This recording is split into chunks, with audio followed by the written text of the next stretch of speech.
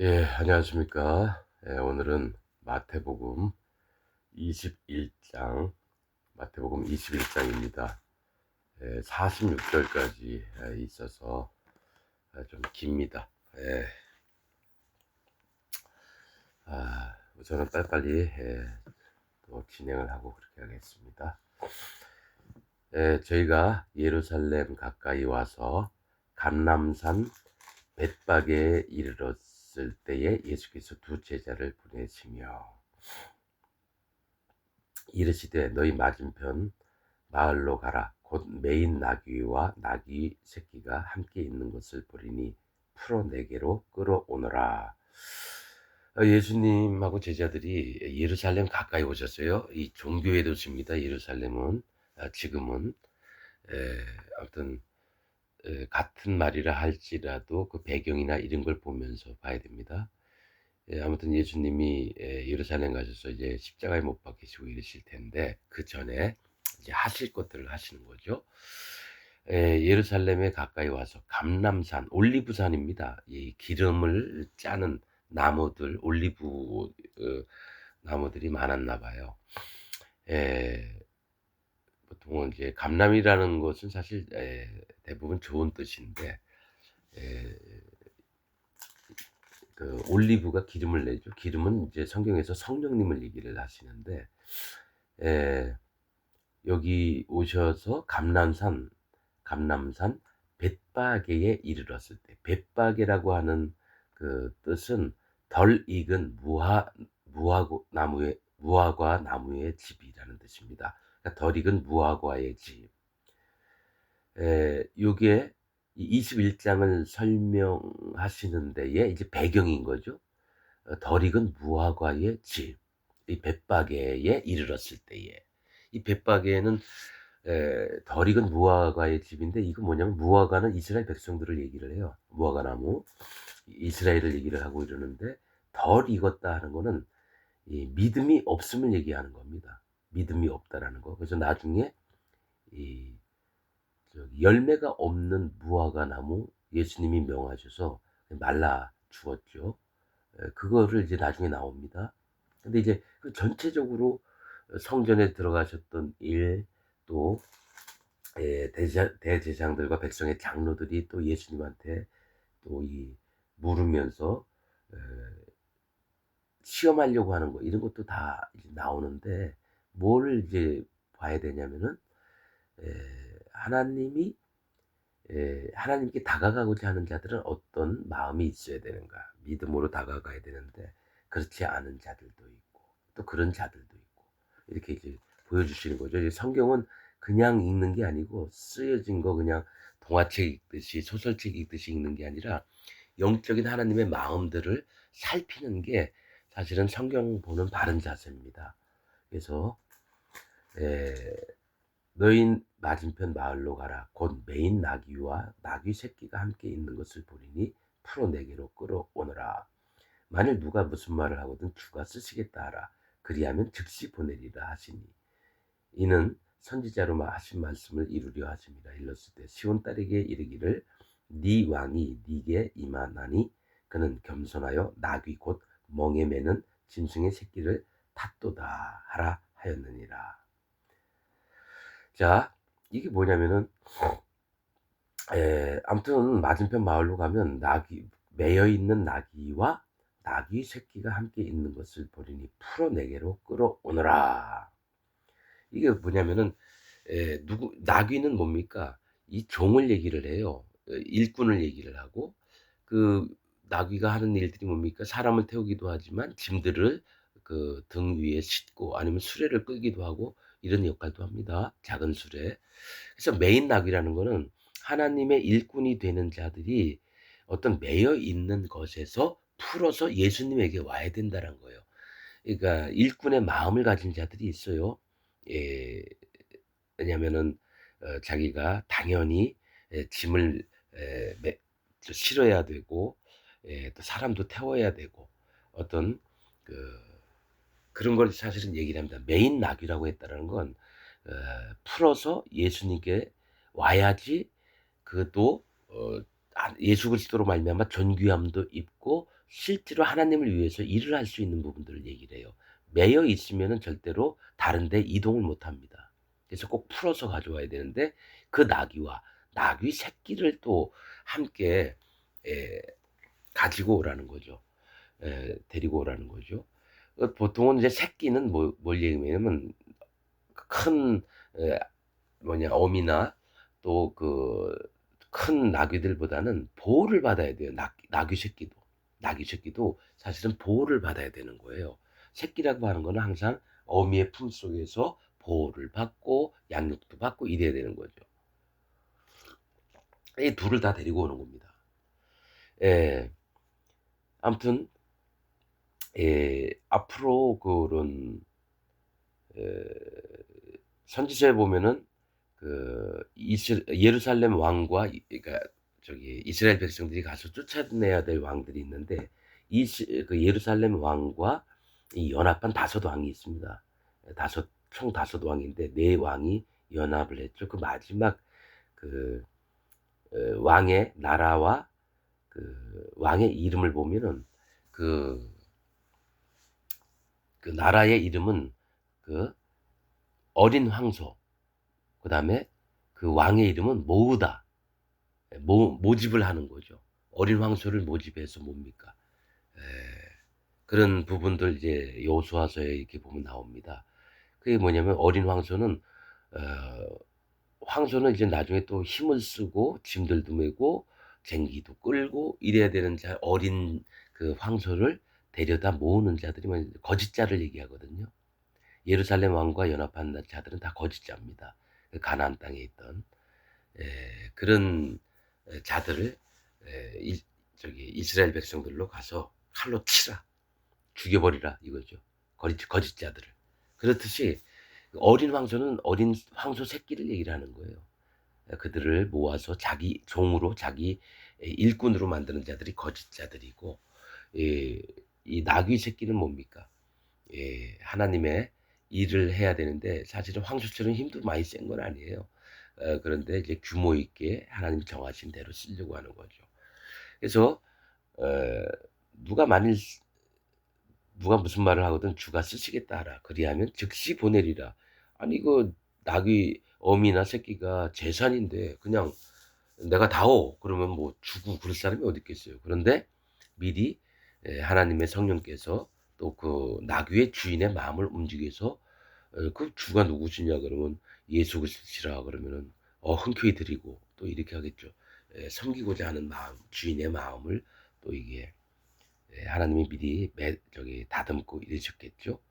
그래서 이는 선지자로 하신 말씀을 이루려 하심이라 일렀으되 구약에서 예언하셨거나 말씀하신 것들을 항상 보면은 예수님은 구약에 적혀 놓은 말씀들을 그 마음에 이렇게 가지시고 그것을 이루려 하십니다. 그 하나님이 원래 뜻하신 거니까 시온 딸에게 이르기를 즉 은혜를 베푸는 딸들에게 하나님의 백성들에게 이르기를 네 왕이 네게 임하나니 곧 하나님이 은혜를 입혀준 딸들에게 하나님 백성들에게 임하나니 그는 겸손하여 나귀 곧 멍에 매는 짐승의 새끼를 탓도다 하라 하였느니라.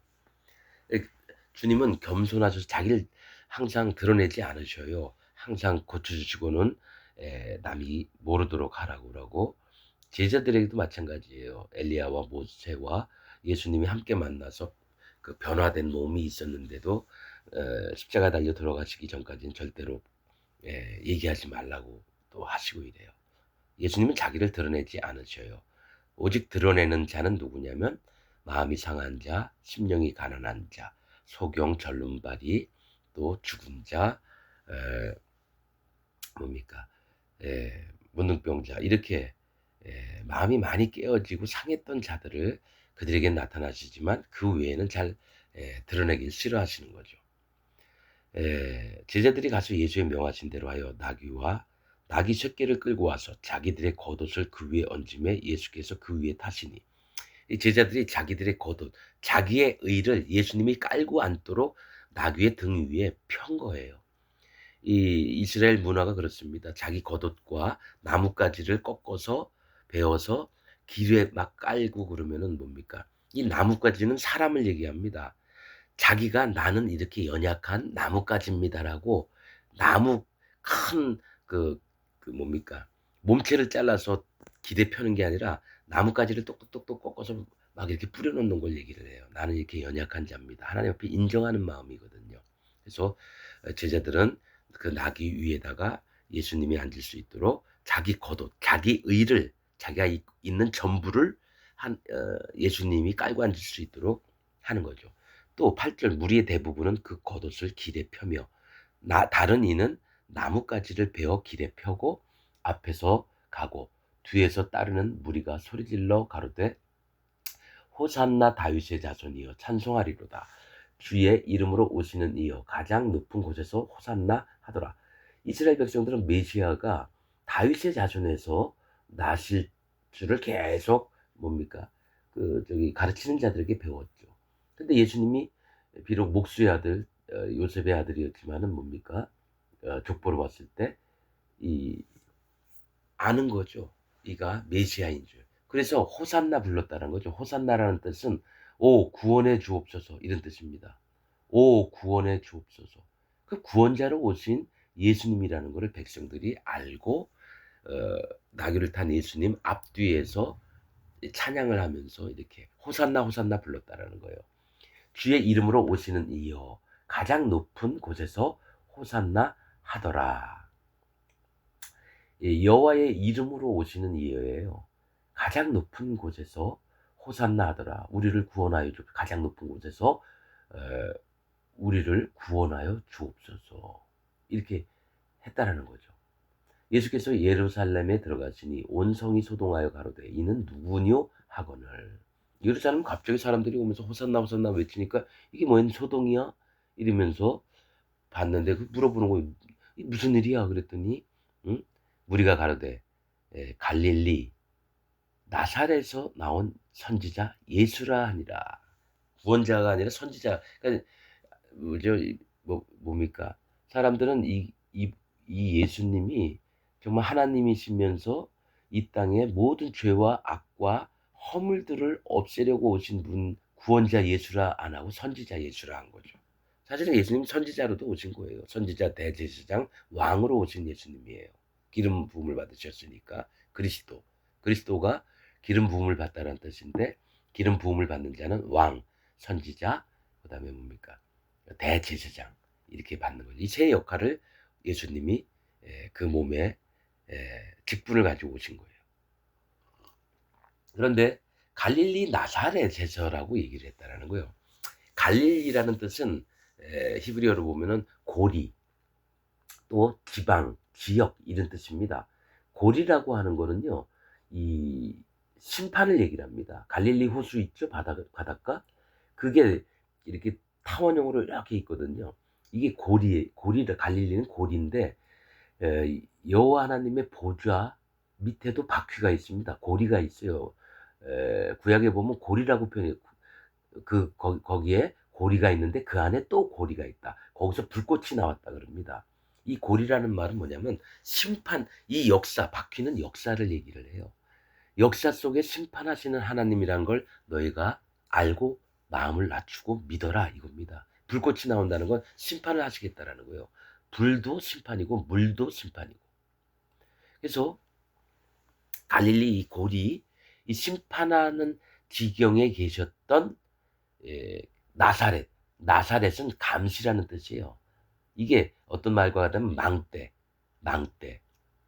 망대라는 말과도 같습니다. 망대가 감시하고 파수하고 이런 거거든요. 적군이 쳐들어오나, 그 다음에 누가 말 타고 오나, 이런 거를 위에서 파수꾼이 소리를 지르는 거예요. 이 얘기 뭐냐면, 심판받을 수밖에 없는 자들에게 누구를 구원할 건가?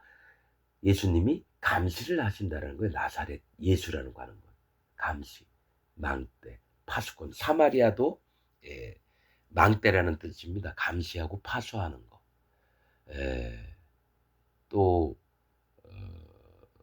아무튼 여러분 나사렛과 사마리아가 사실은 같은 뜻이에요. 그래서 나온 선지자 예수라 하니라. 예수님 이름 뜻은 뭐라 그랬죠? 구원자? 그것도 맞죠. 근데 정확한 건 마태복음 1장에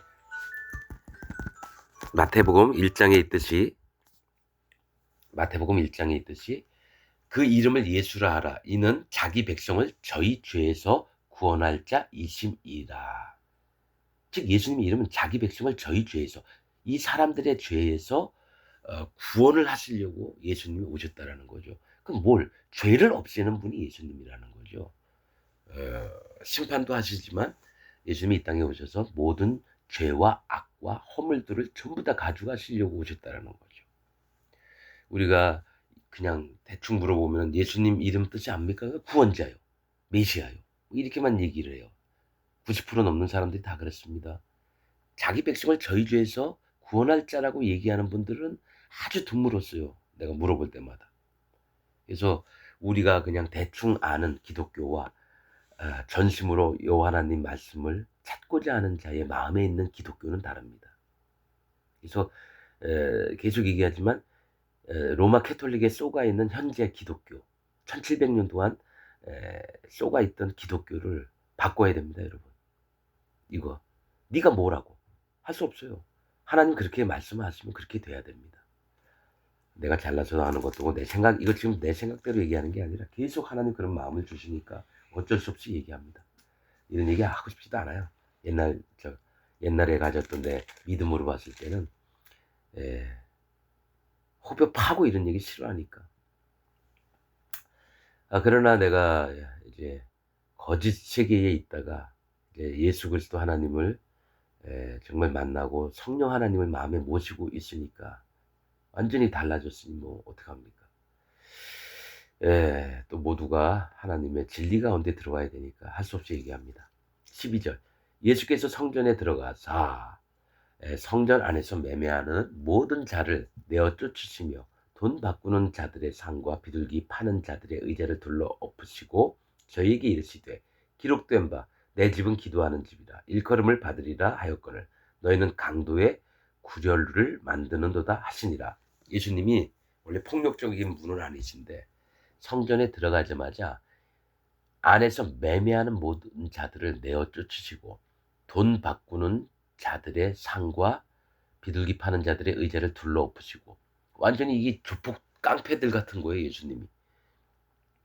막 있잖아요, 우리 드라마나 영화 같은 데 보면 저기 상가 같은데 시장에 와가지고 깡패들이 돈 내놔, 어? 저기 뭡니까, 보비를 내야 되잖아 이러면서 막 엎어버리잖아요.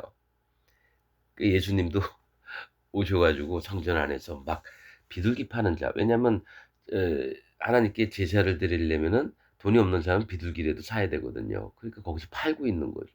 돈 바꾸는 자들의 상과, 뭐 성전세를 뭐 내려면은 뭡니까, 한 세계를 가졌는데 반 세계를 내라 했으니까 돈을 바꿔서 낼 수밖에 없죠.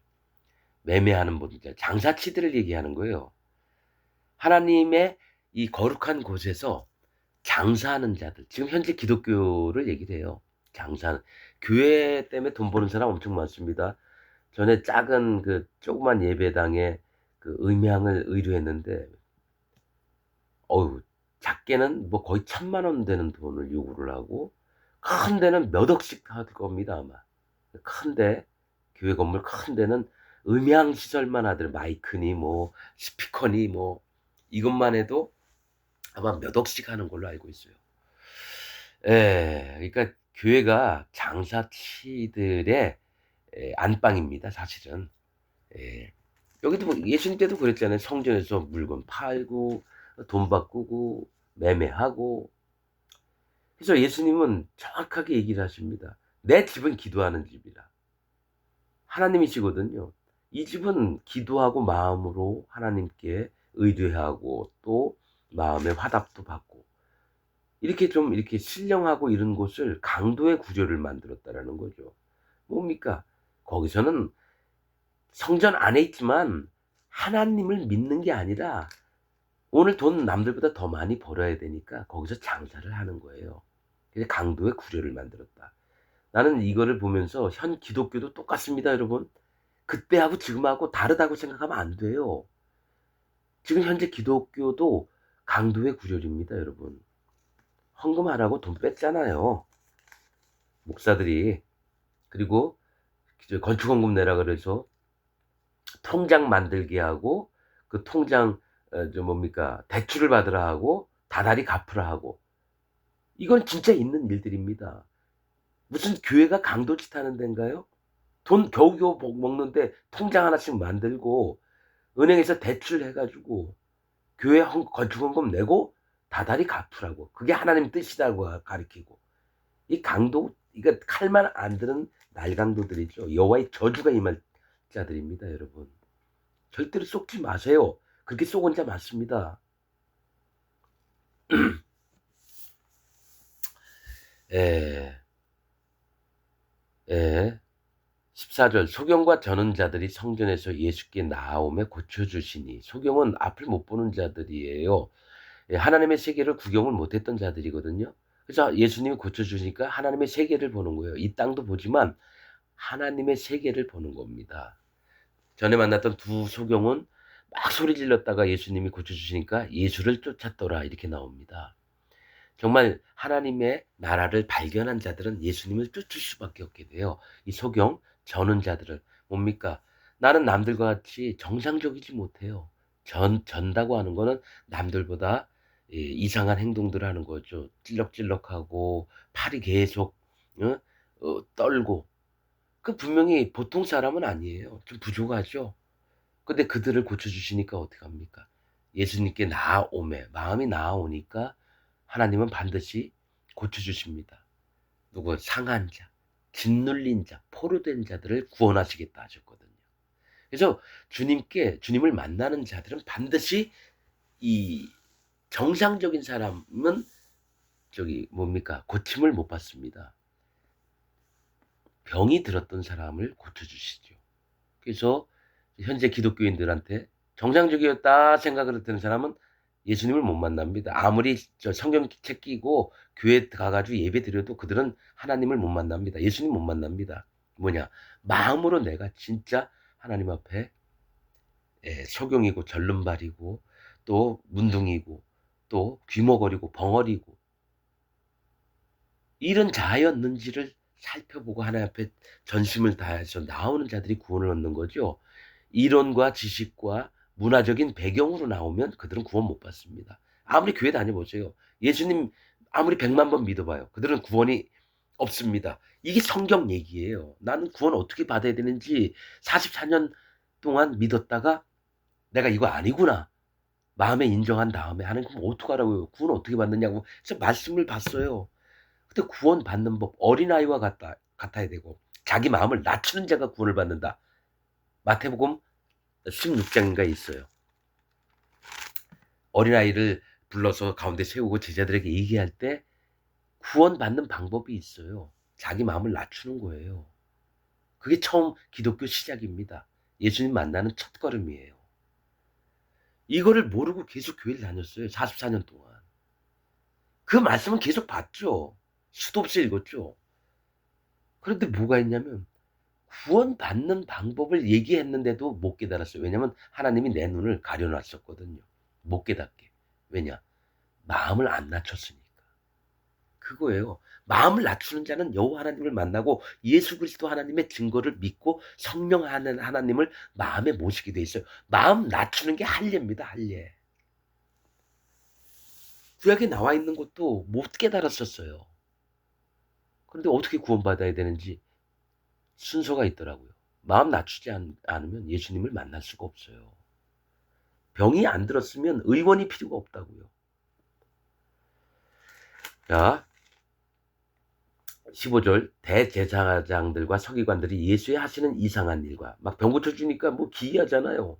이런 일을 한 사람도 없었는데 또 성전에서 소리질러 호산나 다윗의 자손이요, 호산나 구원하여 주옵소서, 호산나입니다. 다윗의 자손이요 하는 아이들을 보고 분하여, 아이들이 막 예수님 호산나 구원하여 주옵소서 애들이 막 떠들고 그러니까 누가 열받았냐면 대제사장들과 서기관들, 즉 하나님을 잘 믿는다고 하는 자들이 열받는 거예요. 예수님이. 이건 뭐냐면 오늘날의 기독교 마찬가지예요. 내가 어떤 큰 교회 가서 떠들잖아요. 그럼 그 교회 목사나 장로나 집사들이 와서 하는 얘기 여기서 나가! 나가! 막 이럴 겁니다. 분해 가지고. 왜냐 맞는 얘기를 하는데도 무조건 자기들하고 틀리면 무조건 내쫓습니다. 지금 현재 기독교가 그런 상황입니다, 여러분. 그럼 내가 천주교 가서 얘기할까 봐 신부 저 미친 저기 뭐 거기 교회 책임 담당자분 "저 사람 쫓아내세요." 이럴 겁니다.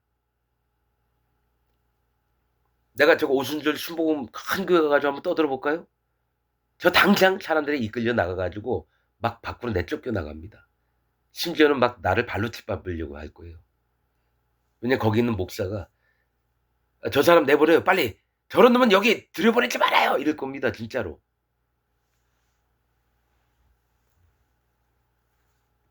여러분 그때나 지금이나 똑같습니다. 여러분 이 지금 이 말씀을 혹시 들으신 분이 있다면 '뭐 이상한 놈이 있네.' 하지 말고 좀 더 들어보셔요. 제 얘기가 맞나 안 맞나를 알게 됩니다. 저는 수도 없이 이런 부분들을 경험했기 때문이에요. 경험해 봤기 때문에. 아이들을 보고 분하여 예수께 말하되 "저희 하는 말을 듣느뇨?"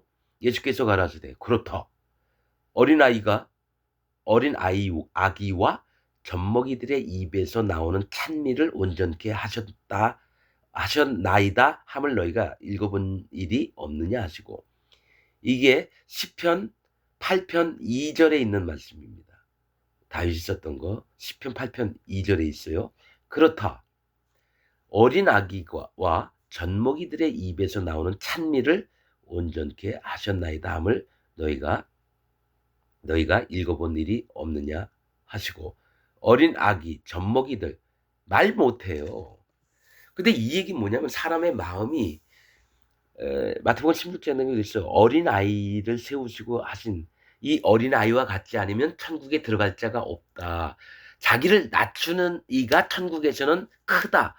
마태복음 16장 나와 있어요. 그렇듯이 구원받는 자의 마음은 어린 아기와 젖먹이의 마음이 있어야 되는 거죠. 보호를 받고 아무것도 못하고 선악도 분별을 못해요. 그러나 대제사장과 서기관들은 선악을 분별을 해요. 자기가 재판관이 되고 선악이라는 건 심판, 재판을 하는 일이에요. 오직 선악을 분별하는 이는 예수 그리스도 하나님, 여호와 하나님이신데 이들은 함부로 내가 재판 자리에 앉게 되고 선악과를 따먹은 자들이 대제사장과 서기관들이에요. 그러나 어린 아기나 젖먹이는 뭡니까? 선악을 분별을 못하고 오직 보호하심만을 받을 수밖에 없어요. 엄마 젖을 물고 뺑긋 웃고 너무 엄마는 아이가 너무 이쁘고 이게 하나님의 마음이에요. 근데 그의 입에서 엄마, 아빠 이게 뭐냐면 찬미를 하는 거예요. 하나님은 아기의 이런 웅얼거리는 소리를 너무 이뻐하는 거예요. 우리 애기 벌써 말을 하네. 이게 하나님과 우리의 관계라는 거예요. 이게 감정적으로 얘기하는 게 아니라 모든 사람이 현재 기독교인들이 어린 아기가 되어 본 적이 없어요. 그건 예수님이 친히 구원받는 방법에 얘기했는데 이걸 깨닫는 자도 없고요. 어린 아기는 젖먹이는 말을 못해요. 옹알거림은 있죠. 근데 그게 하나님을 찬양하는 소리로 들어요. 하나님은 내 애니까 모든 게 다 이쁜 거예요. 옹알옹알거리면 "아유 벌써 말을 하려 그러네. 얼마나 이뻐." 그러면서 팔을 들어서 아기를 공중에 치켜 들고 "아이고 우리 애기 아이고." 이게 하나님과 우리의 관계인데 컸다고 하는 자들은 대제사장이 되고 서기관들이 되고 거짓 선지자들이 돼서 목사 짓을 하고 신부 짓을 하고 교황 짓을 하고 장로가 되고 집사가 되고 권사가 되고 어떤 모임의 인도자가 돼서 사람들한테 뻥치고 그러지 말고 모두가 다 순수하게 여호와 하나님만 바라보면서 "하나님 난 아무것도 아니에요. 하나님 보호하심과 도우심이 필요하고 저는 하나님이 심판하시면 심판을 받을 수밖에 없는 자입니다." 100% 인정을 하면 그때 예수님의 증거가 마음에 임하여지고 그다음에 성령님이 마음에 오셔서 그때부터 일을 할 텐데 그거를 다 거부를 해요. 그게 현재 기독교인들이 하는 일들입니다. 17절 그들을 떠나 성 밖으로 베다니에 가서 거기서 유하시니라. 성전에서 나오셔서 누구를 떠났냐면은 대제사장들과 또 누굽니까? 서기관들을 떠나서 성 밖 예루살렘 성 밖으로 나왔었어요, 아예. 왜냐면 거긴 종교의 도시거든요. 지금으로서는. 지금도 이 뭡니까? 이 지금 기독교가 종교입니다. 종교의 도시에 있는 교회예요. 절대로 하나님과 관계가 없는 게 지금 내가 다니고 있는 교회란 말이에요. 내가 44년 동안 그렇게 살아왔으니까요. 성 밖으로 나온 거예요. 종교에서 떠나는 겁니다. 그래서 베다니에 가서 거기서 유하시니라. 이 베단이라는 말은 번민하는 자의 집이라는 뜻입니다. 베다니 문둥병자 있었죠? 저 나사로인가? 근데 뭐냐면 베다니, 번민하는 자의 집입니다. 즉, 이 성밖, 뭡니까? 종교를 떠나서 고민을 하는 거예요. 이들을 어떻게 구원을 할고, 이들의 마음을 어찌 구원에 합당한 마음으로 낮출 수 있는가? 예수님은 베다니에 머물면서 고민한다고 하는 것을 성경상에서 보여주신다라는 거예요. 아까는 뭐라 그랬죠? 덜 익은 무화과 나무의 집 1절에 bet박에. 이건 믿음이 없음을, 여기서 쭉 시작하는 겁니다, 이게. 쭉. 믿음이 있는 자는 누굽니까? 소경과 저는 자예요. 고침을 받았잖아요. 그 외에는 다 아니에요. 여기 나오면은 이제 대제사장, 서기관, 그 다음에 사두개인도 나오고, 바리새인들도 나오고, 서기관들도 나오고, 5부류죠. 5직분을 얘기를 하는 거죠. 다 가짜라는 얘기예요. 예수님 나중에 그들이 십자가에 못을 박아요. 이렇게 말하는 자들이 예수님은 십자가에 못을 박는다는 거죠. 그럼 난 지금 교회 다니고 있다? 앞으로 예수님이 다시 오시잖아요. 십자가에 못 박는 사람이 내가 교회 다니는 사람인 줄 아세요. 큰 교회, 특히 큰 교회에 있는 사람들이 더 지랄 떨 거예요. 예수님 십자가에 못 박으라고 막 소리 지를 거예요. 난 분명히 하나님 종이라고 난 마음에 믿고 있어요. 가서 하나님이 구원을 어떻게 베푸셨나 설명을 하려 하면 못하게 합니다. 당신 뭔데? 어느 신학을 했는데? 그리고 함부로 거기에 못 쓰게 하겠죠. 초청도 안 해요. 왜냐? 그냥 인간 쓰레기로 보니까. 예수님을 인간 쓰레기로 봤어요. 바리새인들, 대제사장들, 서기관들이. 감히 상종하면 안 돼. 왜냐? 세리와 창기들, 뭐 이런 자들과 어울려 다니니까 아이고, 지가 구원자야? 지가 하나님 아들이래? 저런 놈은 당장 때려 죽여야 돼. 그게 그들 입에서 나왔는데 그렇게 얘기하는 자가 현재 기독교인들 전부라고 봐도 된다는 거예요. 전부입니다. 전부 나는. 난 그거를 44년 동안 내가 그 자리에 있었기 때문에 압니다, 여러분. 나는 아니고 니네는 그렇다? 그런 게 아니에요. 나부터가 그래도 왔다라는 거예요. 속아서. 거짓 목사들한테 속아가지고 그렇게 살아왔어요. 자, 18절 이른 아침에 성으로 들어오실 때에 시장하신지라. 배가 고프셨어요. 그러니까 다시 예루살렘 성에 들어가셔서 또 고칠 잘 고치시고 만나려고 하시는데 길가에서 한 무화과 나무를 보시고, 꼭 이 길가라는 표현은 별로 안 좋은 것 같아요. 길가에 씨 뿌렸는데 공중에 새가 와서 사단마귀가 와서 그 씨를 다 그 뿌려놓은 씨들 다 주워 먹었어요. 그것처럼 길가 딱딱해진 땅이에요. 사람들이 하도 이놈 저놈 다 밟고 갔다는 거죠. 순복음 목사도 이 얘기했고, 장로교 목사도 이 얘기했고, 저기 천주교 신부도 이 얘기를 했고, 길가 모든 사람이 다 지나다녀요. 그다음에 뭐 저 성결교, 또 감리교, 침례교, 안식일, 여호와 증인, 구원파, 이만희, 신천지, 모든 사람이 그 길 다 지나다녔던데 한 무화과 나무가 있고 한 사람을 얘기하는 거예요. 이스라엘 백성도 얘기하지만 보시고 그리로 가사 잎사귀밖에 아무것도 얻지 못하시고, 잎사귀밖에 없다라는 얘기는 뭡니까? 행위를 얘기해. 행위. 모두가 얘기하는 게 사람들을 뭡니까? 잘못 얘기하면 안 되거든요.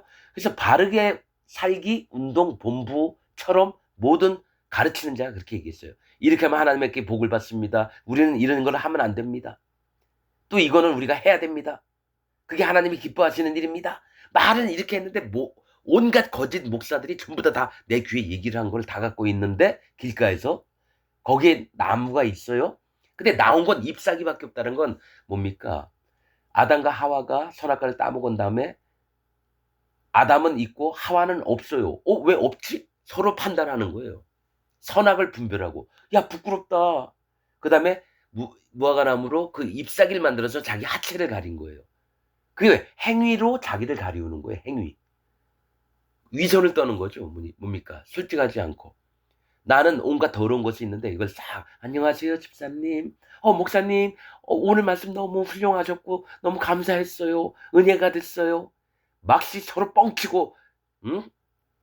어떻게든 더 거룩해지고 경건해 보이려고 하고 이렇듯이 잎사귀로 자기 부끄러운 걸 가리는 거예요.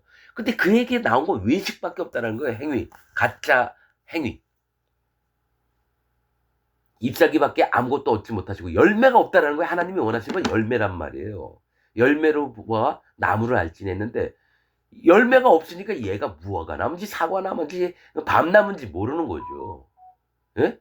잎사귀밖에 아무것도 얻지 못하고 나무에게 이르시되 뭡니까? 거짓자들. 지금 현 기독교인들에게 얘기하시는 예수님의 말씀입니다.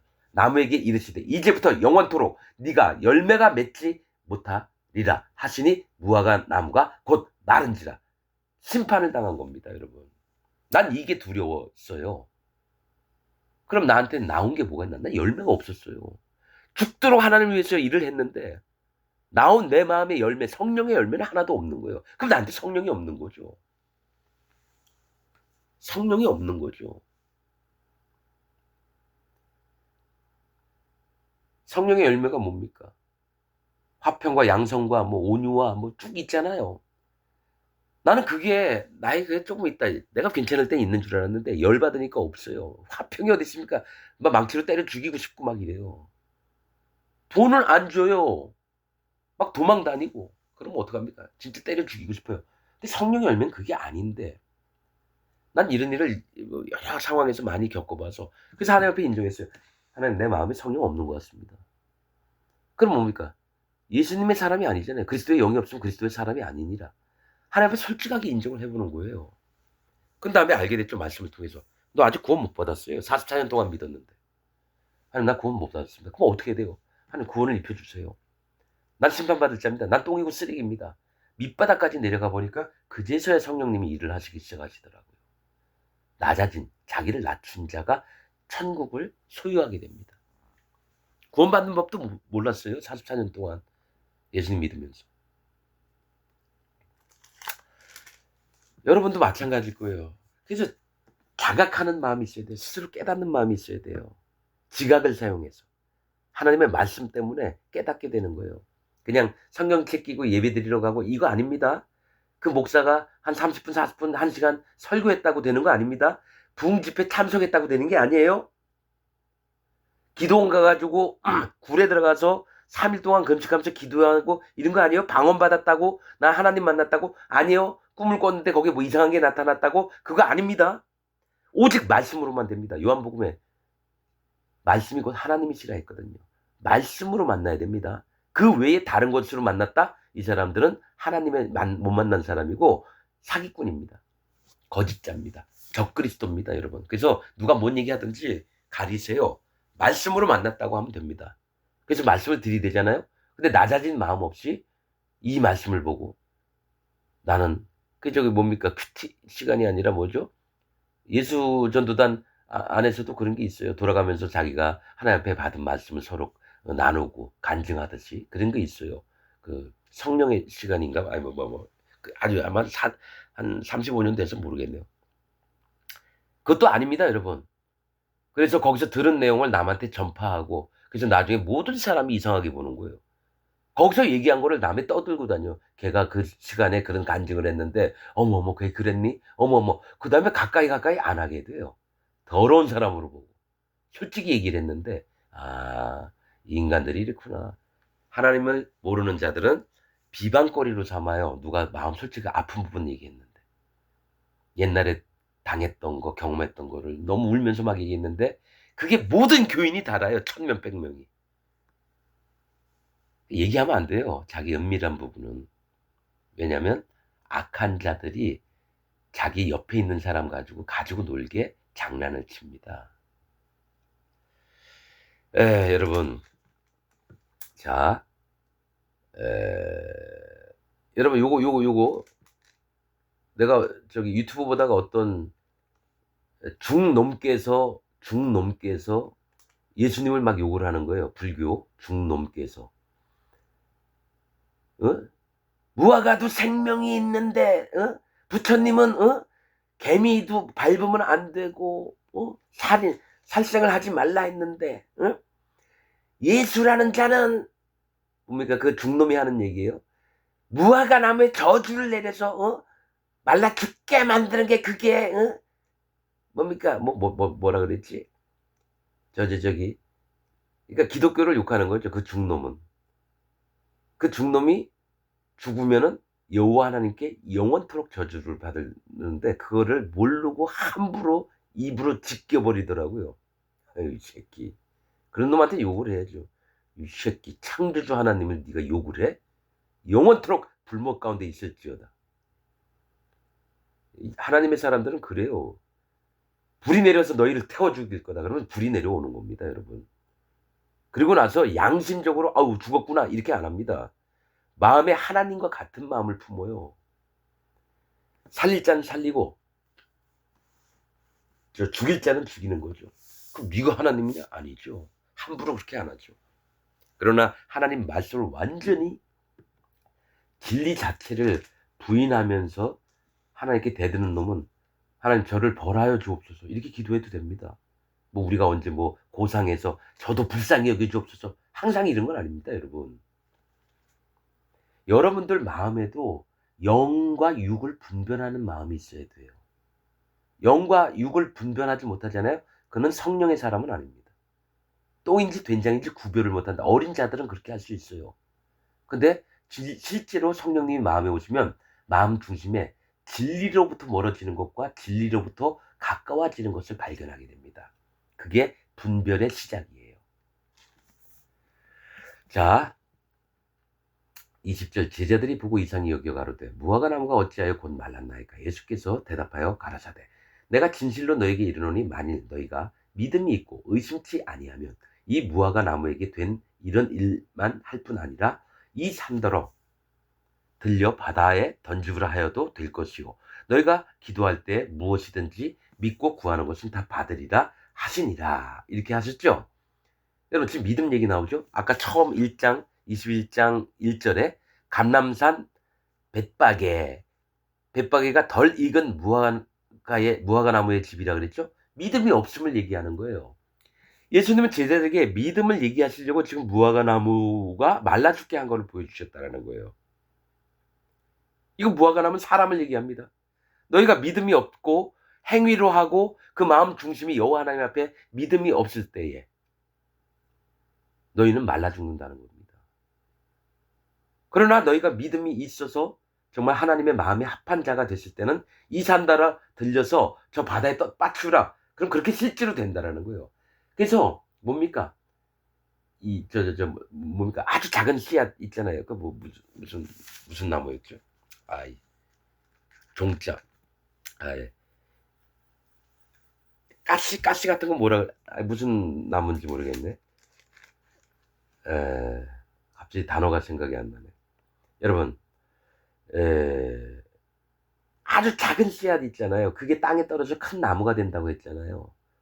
그것처럼 고만한 믿음만 있어도 너희가 크게 될 자라는 거예요. 왜 갑자기 그 나무, 그 씨 이름이 생각이 안 나네요. 예. 에, 그렇듯이 여러분, 믿음이라고 하는 것은 하나님이 인정한 믿음이어야 되고, 내가 믿습니다 해서 되는 게 아닙니다. 믿음은 하늘로부터 오는 겁니다. 하나님이 이 사람을 만들려면 믿음을 먼저 공급해 주세요. 에스겔서 보세요. 에스겔이 일을 하기 전에 하나님이 먼저 만드십니다. 먼저 만드십니다. 에스겔의 이름의 뜻은 하나님이 강하게 하심이라는 뜻입니다. 에스겔이. 처음엔 빌빌거리는 약한 자였어요. 에스겔이. 그러나 1장부터 쭉 보면은요. 어느 때까지 하나님이 에스겔을 먼저 만드시고 그 다음에 일을 하세요. 사실 다 그래요. 엘리야도 하나님이 먼저 만들고 일을 하셨고 엘리사도 하나님이 먼저 만들고 일을 하셨고 사무엘도 먼저 하나님이 만드시고 일을 하셨고 우리 모두도 하나님이 먼저 우리를 만드시고 일을 하십니다. 그러나 제일 1번은 마음을 낮춘 자입니다. 하나님이 마음을 높인 자는 절대로 안 쓰셔요. 한번 그 자들은 썼다가 버리십니다. 바로 같은 자들, 바로. 강팍하게 하고 끝내는 버리십니다. 한번 쓰고 버려요. 자, 23절 예수께서 성전에 들어가 가르치실 때 대제사장들과 백성의 장로들이 나와 가로되 네가 무슨 권세로 이런 일을 하느냐. 또 누가 이 권세를 주었느냐. 구원자 하나님이 오셨는데도 불구하고 이 대제사장들과 백성의 장로들은 뭐냐면 영의 눈도 없지만은 뭐든지 내 발 밑에 있는 거예요. 하나님이 이 땅에 오셨는데도 하나님을 내 발 밑에 깔아요. 항상 여러분 이 성경을 읽을 때는 어떻게 대체해서 보시냐면 대제사장들과 백성의 장로. 이거 뭐냐면 지금 현재 목사들과 백성의 장로가 아니라 교회의 장로들이라고 읽고 이렇게 읽으시면 돼요. 그리고 또 그 중에 나도 대제사장이고 내가 백성의 장로다. 이렇게 보시면 돼. 내가 이 교회의 장로다. 내가 이 교회의 목사다. 이렇게 보고 읽으시면 돼요. 나까지도 포함시키라는 거예요. 나와 가로되 네가 무슨 권세로 이런 일을 하느냐. 또 누가 이 권세를 주었느냐. 예수께서 대답하시되 나도 한 말을 너희에게 물으니 너희가 대답하면 나도 무슨 권세로 이런 일을 하는지 이르리라. 요한의 세례가 어디로서 왔느냐. 하늘로서냐 사람에게로서냐. 이 얘기는 뭐냐면 예수님이 핵심을 찔른 거예요. 요한의 세례는 뭐냐면 할례를 받게 하는 믿음이거든요. 즉 자기가 여태까지 살아온 인생 전부를 부인하고 하나님 나 아무것도 모르고 난 심판받을 자입니다. 내가 대제사장이든지 백성의 장로든지 말든지 하나님 나는 심판받을 자입니다. 하나님 날 불쌍히 여겨주세요. 이렇게 마음을 낮춰야 되는데 한 번도 요한의 세례에 안 나와 본 거예요. 그리고 요한을 인정을 안 해요. 왜냐면 세례 요한은 광야에서 약대 털옷을 입고 메뚜기에 석청 먹으면서 백성들한테 막 하니까 나오는 자들은 가난한 자, 또 힘이 없는 자들이 나왔어요. 간혹 가다가 바리새인과 사두개인들이 나와서 받으려고 할 때 너희들은 안 돼. 어디 임박한 진노를 피하려고 하느냐. 오히려 회개에 합당한 열매를 내라. 마음을 낮추라는 거예요. 회개에 합당한 열매는 뭡니까? 자기 자신을 낮추는 겁니다. 어린아이와 같은 마음을 가져라. 마태복음 16장에 있는 내용입니다. 이걸 예수님의 핵심을 찌른 거예요. 요한의 세례가 어디서부터 왔느냐? 하늘로서냐? 이 사람에게로서냐? 그럼 하늘로서가 라면 너희는 왜 안 믿었느냐? 이럴 거고 이 사람들에게 왔습니다. 그러면 이 백성들이 다 하나님에부터 세례요한이 온 줄 아는데 사람들에게 일부러 세례요한이 가짜로 거짓 선지자로 왔다라고 얘기한다면 백성들이 돌로 칠 거거든요. 그러니까 무서우니까 어떡합니까? 만일 사람에게로서라 하면 모든 사람이 요한을 선지자로 여기니 즉 하나님께로 왔다고 모든 사람들은 믿는 거예요. 누가 안 믿습니까? 대제사장과 백성의 장로들과 바리새인과 서기관들 이들은 안 믿어요. 백성이 무섭다요. 돌에 맞아 죽거든요. 잘못 얘기했다가. 네가 대제사장으로서 하나님이 보내신 선지자를 아니라고 그래? 이건 대제사장도 아니야. 백성들 가서 돌로 칠 거예요. 백성이 무섭다요. 예수께 대답하여 가로되 우리가 알지 못하노라. 항상 기회주의자예요. 여러분 큰 교회 목사들 대부분 다 기회주의자입니다. 당신 왜 목사로서 빠친코 가서 했어? 그러니까 나는 복음 섬기려고 빠친코 했다. 그 얘기를 해도 가만히 있고 목사가 그 교회에 여전히 다니고 있어요. 그래서 이게 사람이 빠친코 할 수도 있죠. 뭐가 큰 잘못 아니에요. 근데 뭐가 있냐면 여러분 솔직히 나도 사람입니다. 한번 동전 넣고 해보고 싶어서 근데 누가 사진 찍어서 올렸다고. 나 다음에 가면 또 빠친코 하고 싶다고. 빠친코가 큰 죄입니까? 목사로서 하면 안 되는 짓이에요? 근데 솔직하지 않은 거죠. 여러분이 그게 나쁘다고 하면은 다음부터 안 하겠습니다. 근데 너무 죄송합니다. 어린 자도 있고 그런데 실망하셨다면 죄송합니다. 솔직하게 얘기하면 되지. 복음을 위해서 돈 벌려고 물질이 필요해서 쇼하고 있어요. 그럼 차 팔아서 저 물질 만드는데 차는 안 팔고 그 좋은 차를. 예수께 대답하여 가로되 우리가 알지 못하노라 하니 예수께서 가라사대 나도 무슨 권세로 이런 일을 하는지 너에게 이르지 아니하리라. 그러나 너희 생각에는 어떠하뇨? 자, 여러분 빨리빨리 얘기하겠습니다. 왜냐면 이들이 예수님 말씀을 마음을 깨닫게 하는 말씀들을 받을 마음이 없는 거예요. 높아진 자들은 다 그렇습니다. 그러나 너희 생각에는 어떠하뇨? 한 사람이 두 아들이 있는데 맏아들에게 가서 이르되. 자, 이거 누구에게 물어보는 거냐면 대제사장들과 백성의 장로들에게 물어보는 거예요. 한 사람이 두 아들이 있는데 맏아들에게 가서 이르되 얘 오늘 포도원에 가서 일하라 하니 대답하여 가로되 아버지여 가겠소이다 하더니 가지 아니하고 하나님 명령을 어겼다라는 거예요. 입으로는 예스 한 다음에 안 가는 거예요. 그러면 실질적으로 아버지 얘기를 안 들었어요. 둘째 아들에게 가서 또 이같이 말하니 대답하여 가로되 실소이다 하더니 그 후에는 뉘우치고 갔으니. 여러분, 첫째 아들과 둘째 아들, 맏아들, 장남하고 둘째 아들이에요. 성경에서는 둘째 아들을 항상 좋게 나옵니다. 왜냐면은 맏아들은 의무감으로 하는 거예요. 하나님 마음으로 하는 게 아니라 내가 장자니까 이렇게 해야 되고 대제사장이니까 이렇게 해야 되고 바리새인이니까 이렇게 해야 되고 장로니까 이렇게 해야 되고 하나님 마음이 없어도 신용을 낸다는 거예요. 행위로. 그래서 실제로 가기 싫으니까 안 가요. 자기 뜻대로 했다라는 얘기예요. 첫째 아들이라는 건 자기 뜻대로 하는 자. 둘째 아들은 하기는 싫은데 억지로라도 마음을 꺾고 하는 자. 자, 여기서 중요한 얘기가 있어요. 둘째 아들에게 가서 또 이같이 말하니 대답하여 가로되 실소이다. 처음에는 아니 난 싫어요. 반대를 해요. 예수님이 뭔 얘기를 해도. 그런데 뉘우치고 갔으니 이게 요한의 세례예요. 요한의 세례가 뉘우치고 갔으니 뉘우치는 건 자기를 낮추고 바꾸는 거고 회개하는 걸 얘기합니다. 이게 요한의 세례의 할례를 받는 거예요. 그 둘 중에 누가 아비의 뜻대로 하나님의 뜻대로 하였느뇨 가로되 둘째 아들이니이다. 둘째 아들이니다. 거듭난 자를 얘기하고 분별하는 자를 얘기하고 나눌 줄 아는 사람을 얘기하고 연합하는 자를 얘기를 합니다. 숫자 2는 그런 뜻이 있어요. 둘째, 거듭나는 것도 얘기하고요. 예수께서 저에게 이르시되 내가 진실로 너에게 이르노니 세리들과 창기들이 너희보다 먼저 하나님의 나라에 들어가리라.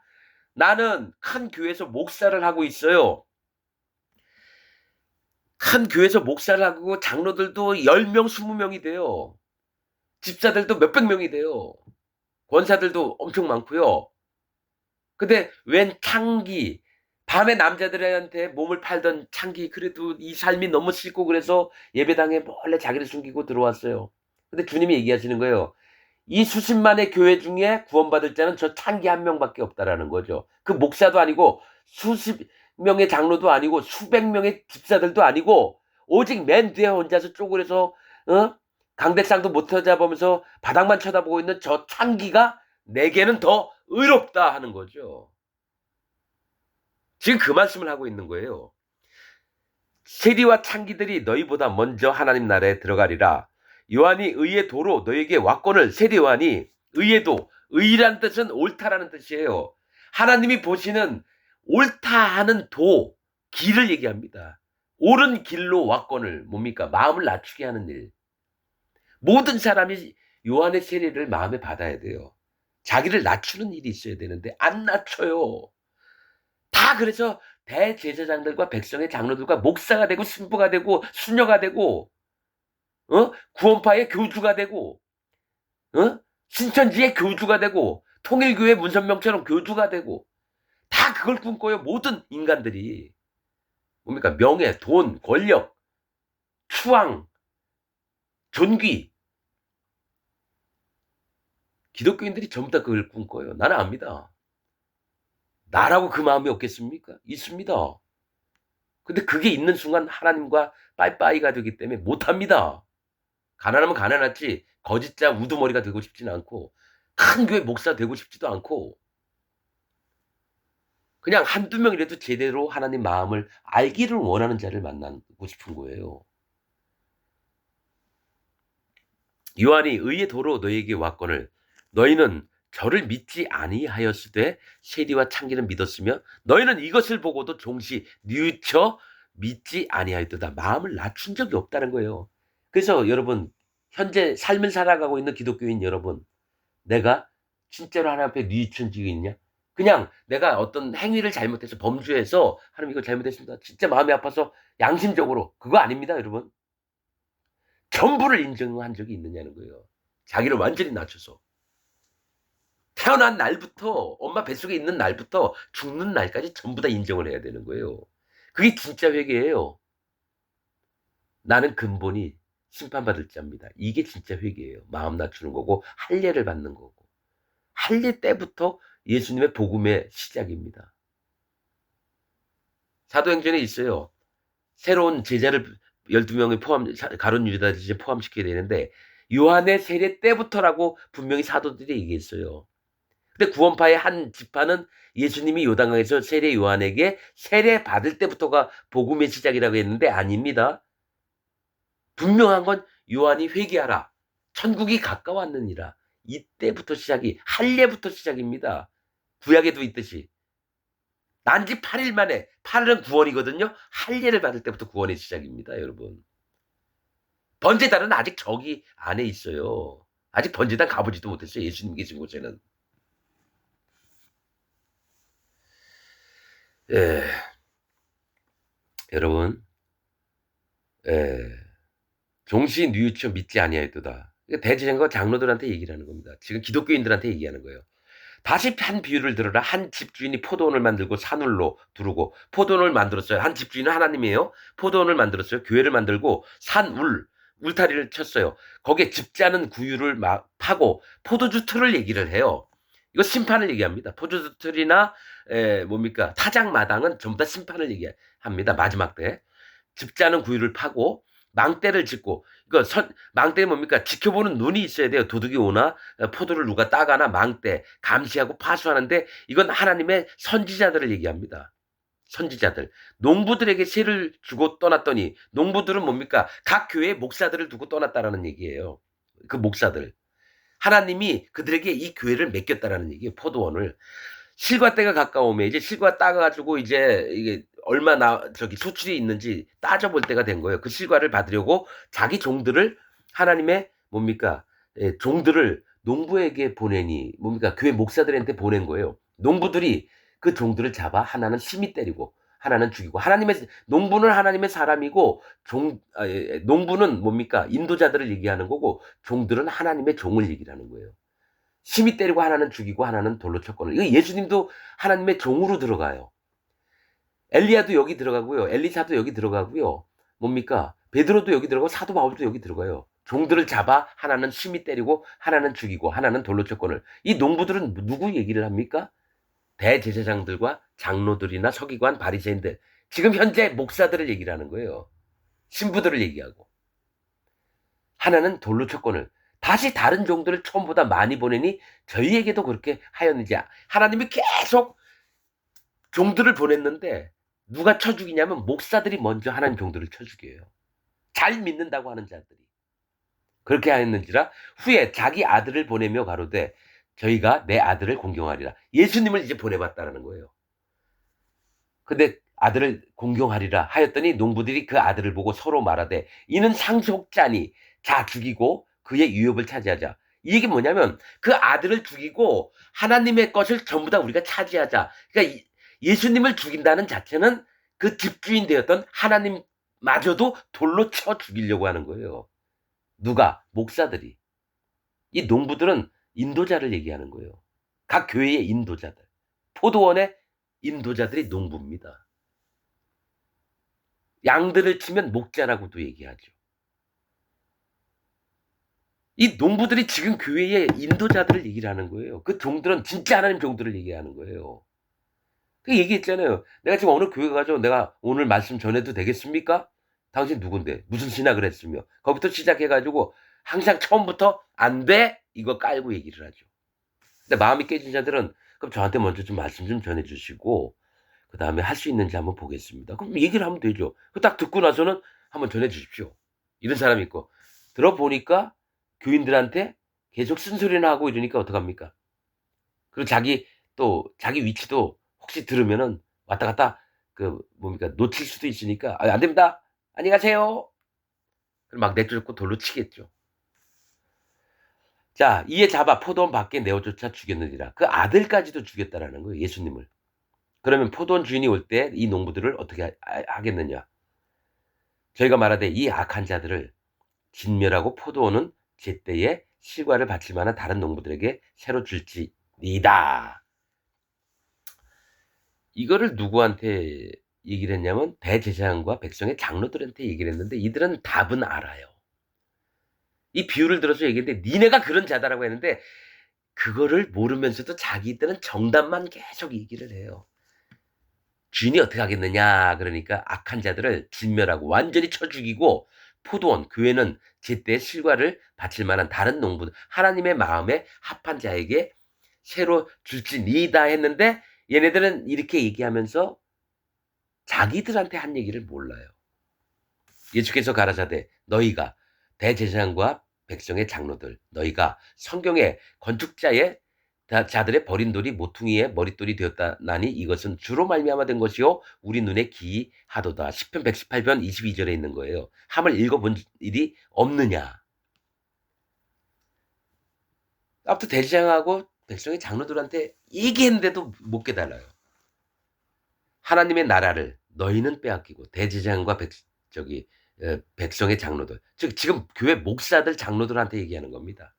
하나님의 나라를 너희는 빼앗기고 그러니까 천국 너희는 못 간다는 얘기예요.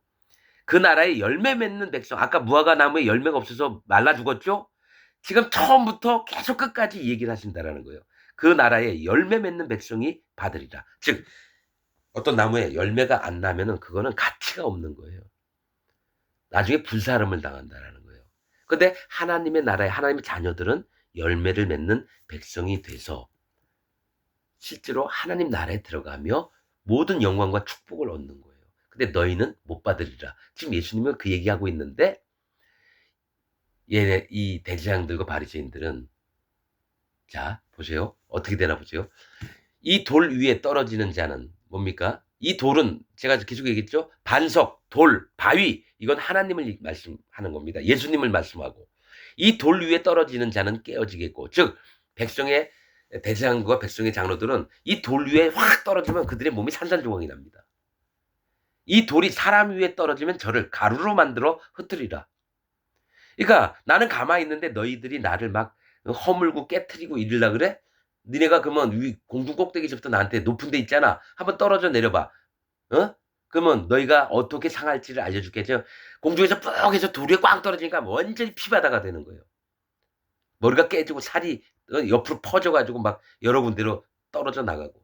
근데 하나님이 이 돌이 사람 위에 떨어지면 너희가 이래? 하면서 진노를 퍼부으실 때는 완전히 돌이 하늘에서 내려와가지고 이를 완전히 맷돌 갈듯이 갈아버리면 가루가 되는 거예요. 흔적이 없어진다는 얘기입니다, 여러분. 사실 가루가 좋은 거예요. 하나님 앞에 심판받는 마음을 그래서 소재 드릴 때 가루로 드리거든요. 에바 10분의 1, 10분의 2, 10분의 3. 이 가루가 되는 건 심판을 인정하는 마음인데 이들은 가루가 되어 본 적이 없어요. 그래서 가루가 안 되어 본 적, 깨어져 본 적이 없는 사람은 천국 못 들어갑니다. 이게 성경의 진리입니다. 흩트리라 하시니 대제사장들과 바리새인들이 예수의 비유를 듣고 자기들을 가리켜 말씀하시는 줄 알고 그제서야 아는 거예요. 근데 자꾸 얘기 들어보니까 자기들한테 얘기하는데 되게 기분이 나빠요. 나를 무시해?